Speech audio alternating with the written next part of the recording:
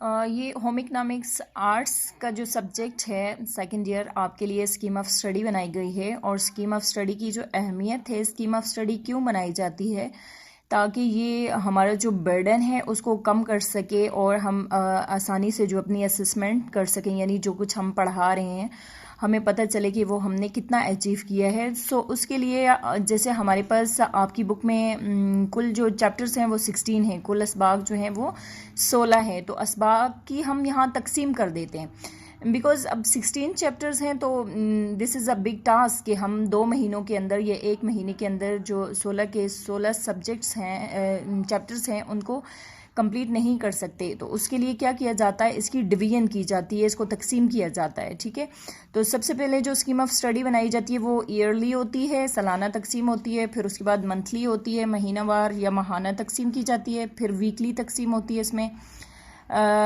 हफ्तावार तकसीम और योमिया तकसीम होती है, डे वाइज की जाती है। ठीक है, तो ये हमारे काम को जो है वो आसान बना देती है। ठीक है, इजीली हम अपने टारगेट्स को स्कीम ऑफ स्टडी के ज़रिए से अचीव कर सकते हैं।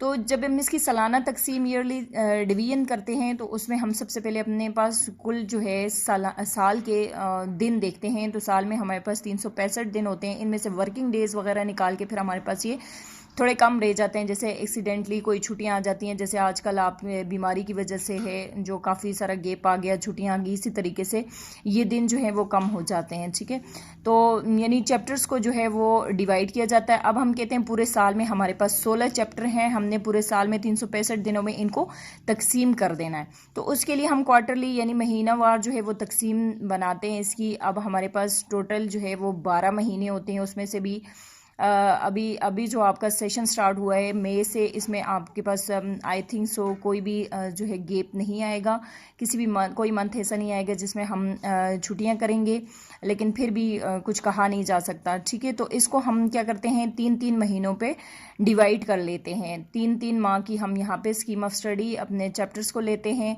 और यहाँ पे डिवाइड कर देते हैं। मैं आगे आपको पूरी स्कीम ऑफ स्टडी बनाई हुई दिखाऊंगी कि किस तरह से इनकी क्वार्टरली जो है वो तकसीम होती है। ठीक है, अब यहाँ पे हमने 3-3 महीनों के अंदर जो है इनको असबाब की तकसीम कर लेते हैं और फिर उसको टर्म वाइज यानी डिवाइड कर देते हैं कि कौन सा जो है किस मंथ में जाके हमारे 3 मंथ कंप्लीट होने के बाद फर्स्ट टर्म होगा, then second term and then annual term की बारी आ जाती है। फिर उसके बाद हम उसको वीकली डिवाइड करते हैं।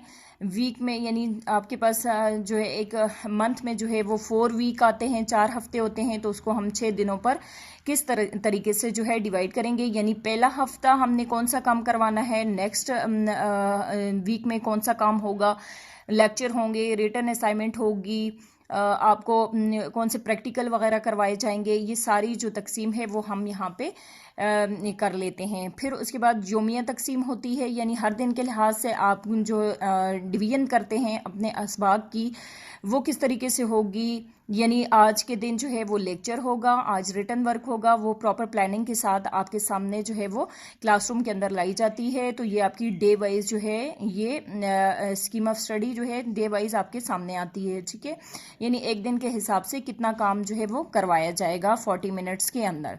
तो ये स्कीम ऑफ स्टडी की अहमियत है, यानी ये क्या करती है, एक तो आपके बर्डन को कम कर देती है। यानी आपने पूरी जो बुक है वो 1 या 2 महीनों के अंदर नहीं पढ़नी, बल्कि उसको आपने डिवाइड करके उसको स्टेप बाय स्टेप जो है वो पढ़ना है, फॉलो करना है। देन आपके एग्जाम होते हैं, एग्ज़ाम के साथ साथ जो है आप लोग असेसमेंट्स, उससे पहले जो है आप असेसमेंट वगैरह देते हैं, लेक्चर्स को अच्छे तरीके से समझते हैं, फिर उनका रिव्यू होता है।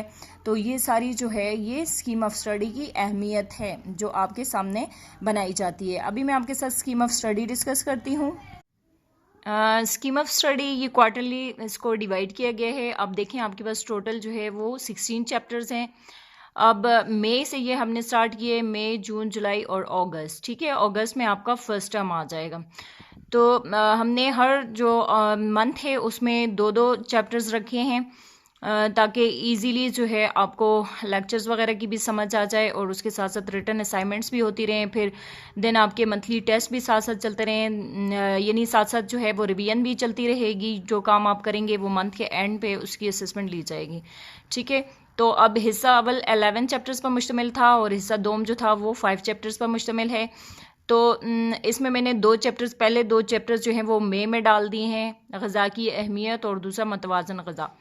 फिर नेक्स्ट मंथ देखें जून, फिर मैंने उसको जिस तरीके से आपको बताया था कि वीकली हम इसको डिवाइड करते हैं, उसी तरीके से मैंने इसको पहले हफ्ते में क्या किया जाएगा, दूसरा हफ्ता, तीसरा और चौथा हफ्ता, ये सारा मैंने तरतीब से इसमें जो है मेंशन कर दिया है। ठीक है, जून जुलाई में भी मैंने 2 चैप्टर्स रखे हैं, चैप्टर नंबर 5 और चैप्टर नंबर 6, ये कार्बोहाइड्रेट और रोगनियात। ठीक है, और फिर अगस्त में यहाँ पर जो है एक ही चैप्टर मेंशन किया है, डेट्स वाई यहाँ पे क्योंकि रिवीजन होगी। हाँ, आपके पिछले चैप्टर्स वैसे तो मंथली साथ साथ रिवाइज होते रहेंगे, लेकिन यहाँ पे आपकी होल जो चैप्टर्स जो हम पढ़ चुके होंगे यहाँ पे उनको रिवाइज किया जाएगा और देन आपका फर्स्ट टर्म जो है वो लिया जाएगा। ठीक है, यहाँ पे रिवीजन प्लस फर्स्ट टर्म हो जाएगा।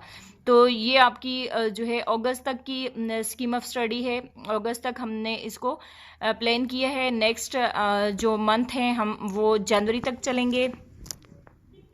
ये देखें, जनवरी के बाद हम अपना फिर से जो है काम स्टार्ट करेंगे, वो सितंबर, अक्टूबर, नवंबर, दिसंबर एंड जनवरी तक जाएगा। दिसंबर में जो है वो सेकंड टर्म होगा। ठीक है, सॉरी नहीं, नवंबर में सेकंड टर्म जो है वो नवंबर में जाएगा। तो सितंबर और अक्टूबर नवंबर तक हम अपने चैप्टर्स जो हैं वो करेंगे। सितंबर में हमने यहाँ पे सितंबर में भी हमने 2 चैप्टर रखे हैं, चैप्टर नंबर 9 और चैप्टर नंबर 10। फिर अक्टूबर में चैप्टर नंबर 11 और सेकंड पार्ट बुक का स्टार्ट हो जाएगा। यहाँ पे सबक नंबर 1 सिलाई और इब्तिदाई मराहिल। और फिर नवंबर में रेशों के मुतालिक की अहमियत, ये जो चैप्टर नंबर 2 है। और फिर जो दूसरा हफ्ता है उसमें हम इसकी एक्सरसाइजेज वगैरह और नोट्स वगैरह बनाएंगे। कंप्लीट करने के बाद थर्ड जो वीक होगा उसमें रिवीजन चलेगी और प्लस आपका एग्ज़ाम जो है वो स्टार्ट हो जाएगा। रिवीजन के लिए हमने यहाँ पे टाइम इसलिए कम रखा है क्योंकि साथ साथ हम जहाँ पे जो चैप्टर कंप्लीट होता जाएगा उसकी रिवीजन वहीं पे हम साथ साथ कंटिन्यू रखेंगे। ठीक है, असेसमेंट टेस्ट वगैरह ये साथ साथ चलते रहेंगे। देन जो है दिसंबर में जो रिमेनिंग चैप्टर्स हैं वो आ जाएंगे, chapter number 3 and chapter number 4। और फिर जनवरी में लास्ट चैप्टर आ जाएगा, चैप्टर नंबर 5, ये ज़ाती ज़बाइश हिफ़्ज़ान सेहत है। इसको हम कंप्लीट करने के बाद आपके जो प्रैक्टिकल होगा, प्रैक्टिकल वर्क भी होता है होम इकनॉमिक्स में, जैसे कि फर्स्ट ईयर में हुआ था, इसी तरीके से सेकंड ईयर में भी प्रैक्टिकल वर्क होगा और वो हम जनवरी में कंप्लीट करेंगे। ठीक है, तो यहाँ पे हमारा जो सेशन है वो यहाँ पे कंप्लीट हो जाएगा। लेकिन उसके साथ साथ जो एनुअल टर्म है वो आपको पता है आपका अप्रैल में होता है, तो हम अपनी रिवीजन तब तक जो है वो कंटिन्यू रखेंगे। ठीक है, तो होपफुली आपको स्कीम ऑफ स्टडी की समझ आ गई हो। इसके अलावा अगर कोई क्वेश्चन हो तो आप मुझसे पूछ सकते हैं। ठीक है, तो नेक्स्ट लेक्चर जो होगा वो हम अपना चैप्टर नंबर 1 स्टार्ट करेंगे। ठीक है, तब तक अपना ख्याल रखिएगा। अल्लाह हाफिज़ स्टूडेंट्स।